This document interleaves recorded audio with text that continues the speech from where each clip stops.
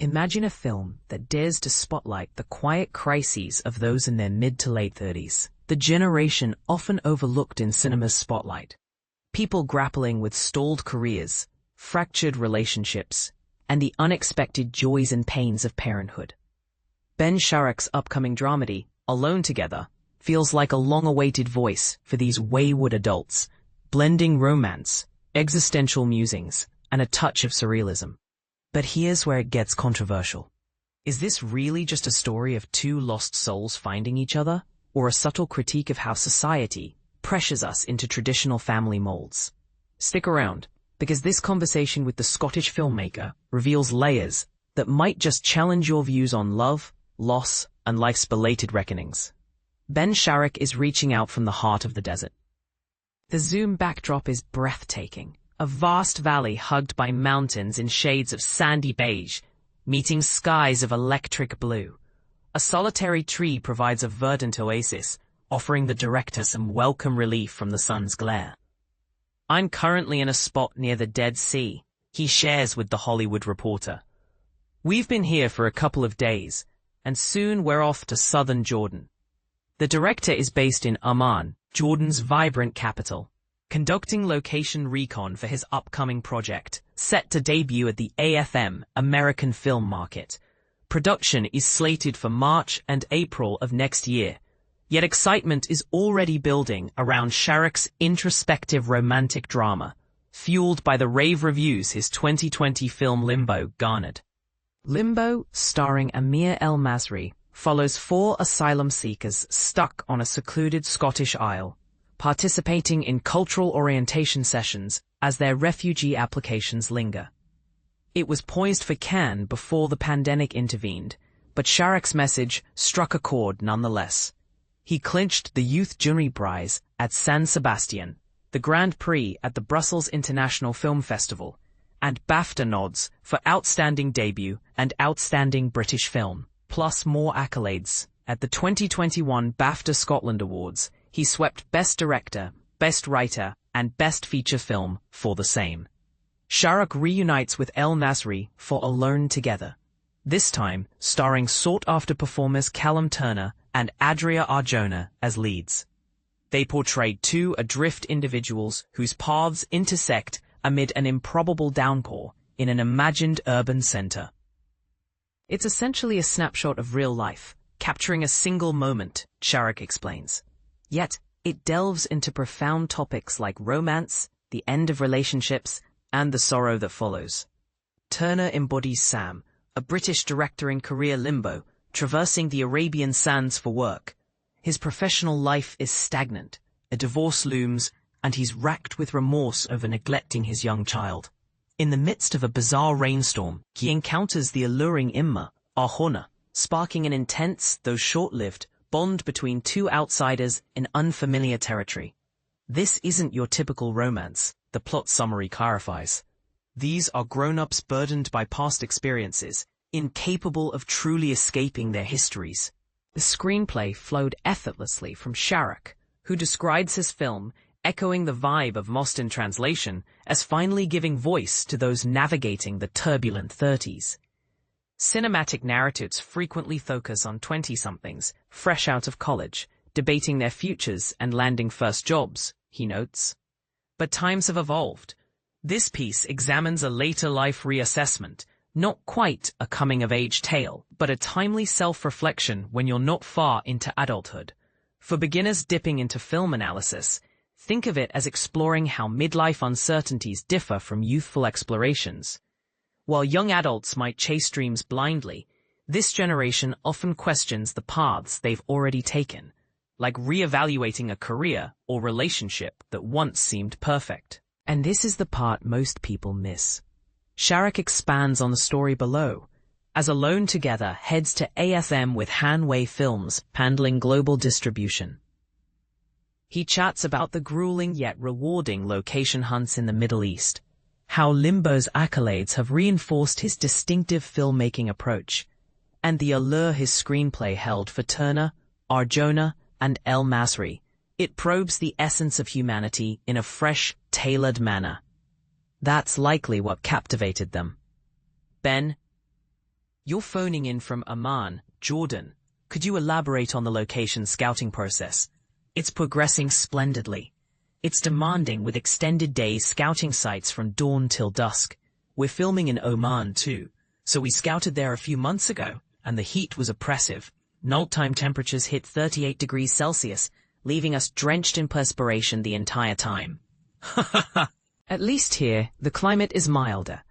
We've wrapped a few urban days and are now venturing south in Jordan. My current position is right by the Dead Sea. Can you spot it behind me? It's nestled in a narrow canyon surrounded by peaks. The scenery is spectacular.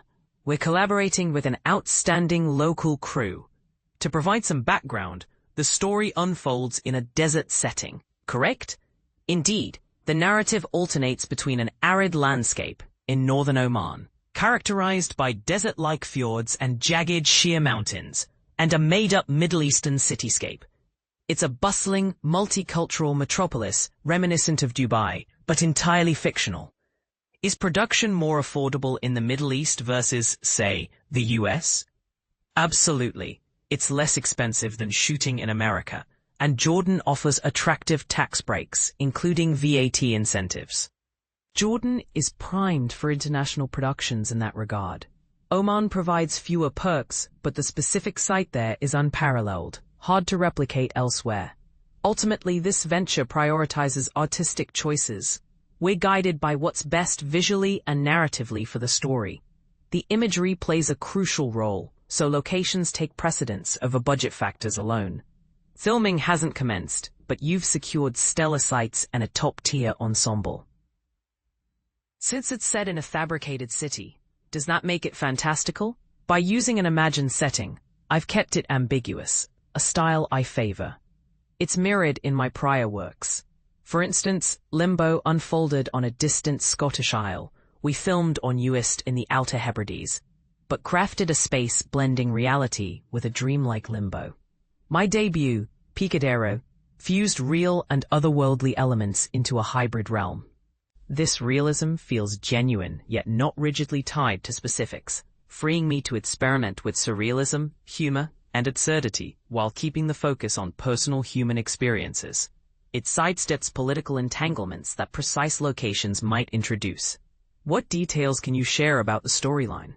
I won't spoil too much, but the movie follows two individuals at crossroads in life, searching for direction, perhaps even longing for rescue. Their worlds collide during an unusual rain event in the urban setting, the invented city. As their tale progresses, we witness a deep, transformative meeting that prompts them to rethink their existences, rediscover purpose, and move ahead. In essence, it's a momentary life slice addressing grand themes of affection, heartbreak, and associated mourning. It touches on aspects like raising children and paternal roles. It's deeply philosophical, revolving around their connection. While incorporating romantic threads and weighty subjects, it maintains a witty, airy tone, venturing into magical realism and the subconscious, with nods to authors like Haruki Murakami.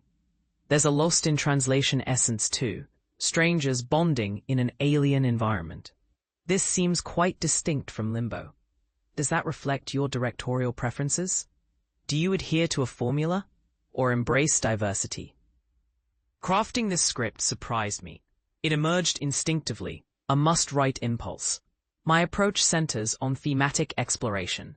Limbo examined the refugee situation through personal stories, humanizing a global issue. Here, I delve into themes of parenting, romance, breakups, and grief. It carries a broader appeal, yet investigates obliquely, much like Limbo did with its political core. You mentioned it poured out of you. Was there a particular spark? It's a blend of influences. Uniquely, it targets mid to late 30-somethings in flux, compelled to reassess core values. Drawing from my own life, I'm a new dad to a 4-year-old and recently separated. It probes family dynamics and identity shifts. Society often portrays family as a rigid construct, but when reality diverges, it can be tough. The film promotes a positive view of varied family forms. Films tend to depict 20-somethings plotting post-graduation paths, yet the landscape has shifted. This story captures a delayed self-examination, mid-adulthood, rather than retirement retrospectives. It's right in the middle of life's timeline. Discussing the casting of Callum Turner and Adria Arjona, both hot talents, must have been thrilling to land them. Incredible, yes. They're phenomenal performers at pivotal career stages, brimming with charisma and screen presence. Their on-screen rapport should be electric. I'm eager to collaborate with these rising stars. This could be an awkward query, but what drew them to you and the script? Presumably they admired my earlier work. Limbo's distinctive voice might have resonated. It's tricky to speculate, but I believe they seek projects with bold, visionary storytelling. They've described it as unique, deeply exploring human themes in an original fashion. That specificity appealed to them. Limbo brought significant awards success. While not the motivation, how does that bolster a rising director's confidence? It certainly boosts morale, particularly when pursuing unconventional paths and establishing a signature style. The recognition encourages perseverance. It validates continuing with personal projects over mainstream options like TV directing. Are you hopeful about cinema's trajectory? Optimism is key. Pessimism hinders. Challenges abound, but there's hunger for daring, impactful films by auteur-directors. Fewer such works emerge, but this project, and Limbo, aims to evoke emotion, cinema's true strength. Audiences crave that connection. Would you gladly keep Amir El-Masry in future roles? Ha, definitely. Building trust and camaraderie enhances creative synergy. Retaining strong partnerships makes perfect sense. Is your mind preoccupied with this film, or are you eyeing the next venture? Currently it's all-consuming, as it should be, but ideas for other projects are brewing. With shooting in March-April, my focus remains here to deliver the finest version possible. Now, let's stir the pot. Sharrock boldly claims this film offers overdue representation for 30-somethings. But does that mean younger generations are being sidelined in cinema? Or is it a call for more diverse stories across ages? And here's a thought-provoking twist. Could the belated re-evaluation he describes be seen as a critique of modern life's pressures, where traditional milestones like marriage and parenthood feel outmoded? Do you agree that films like this humanize complex adult struggles? Or is there a risk of romanticizing midlife crises? Share your take in the comments.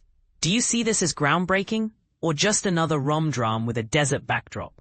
What controversial interpretations do you bring to the table?